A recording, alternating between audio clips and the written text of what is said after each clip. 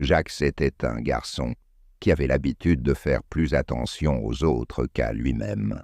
Il pensait souvent « cette personne fait ceci, cette personne fait cela, et elle doit changer ». En se concentrant sur les autres, Jacques s'ignorait lui-même. Le temps passa, et après avoir terminé l'école, il cherchait un travail. Mais malgré tous ses efforts, il ne trouvait pas de bon travail. Il décida d'apprendre une compétence pour tenter sa chance. Parfois, il allait dans une boutique de tailleur, parfois chez un barbier, pour apprendre des compétences. Un jour, il commença à pratiquer la cuisine avec un chef. Mais à chaque fois, il échouait parce que personne ne pouvait lui enseigner à son niveau. Jacques pensait que le tailleur était trop strict et qu'il perdait son temps. Le barbier était trop occupé avec ses clients pour lui apprendre quelque chose. L'habitude du chef était la pire. Il ajoutait des épices si rapidement et habilement que Jacques ne pouvait même pas voir. Et ainsi il sentait que son temps était perdu là aussi. Finalement, il vint apprendre une compétence auprès d'un potier. Le vieux potier était très sage et expérimenté. En quelques jours seulement, il comprit les habitudes de Jacques.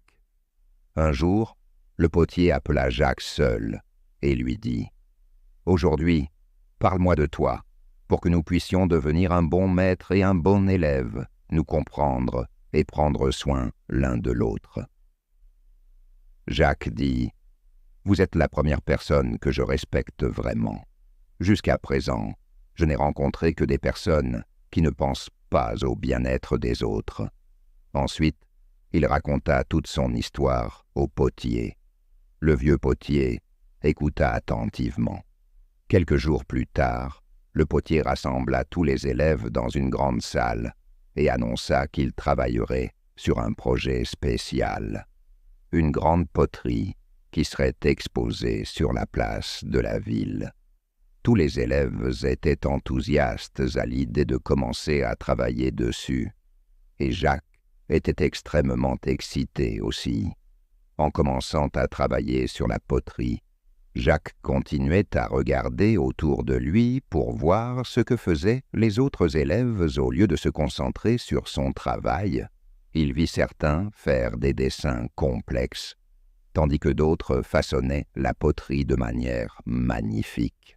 Jacques commença à comparer son travail à celui des autres élèves. Il pensait « Ma poterie doit être si bonne que personne ne peut la surpasser. Je suis plus talentueux que ces personnes. » Il continuait à espionner ce que faisaient les autres et perdait le focus sur son propre travail. Le vieux potier vit que Jacques prêtait plus attention aux autres qu'à son propre travail. Il s'approcha de Jacques et lui dit « Jacques, je t'observe. Tu ne te concentres pas sur ton travail. Pourquoi ? Monsieur, ne voyez-vous pas que la personne à côté de moi gaspille de l'argile, et Roger là-bas a cassé sa poterie et a recommencé ?» répondit Jacques. « Je t'ai demandé de faire une poterie, pas de me dire ce que font les autres, » dit le potier. « Mon enfant, chacun a des talents uniques. Donc leurs façons de les utiliser sont différentes aussi. Concentre-toi sur ton travail pour que tu puisses améliorer ta création. » Jacques prit une profonde respiration et hocha la tête. Il se rendit compte que le potier avait raison. Il n'avait pas besoin de se comparer aux autres. Il devait simplement se concentrer sur son travail et faire confiance à ses capacités. Et ainsi, Jacques se concentra sur sa propre poterie. Quand la poterie fut enfin terminée, elle était plus belle que quiconque n'aurait pu l'imaginer. Elle contenait toute l'attention de Jacques. Le vieux potier sourit à Jacques et dit « Très bien, tu as appris le vrai secret de la création. Te concentrer sur ton travail et faire confiance à tes capacités. »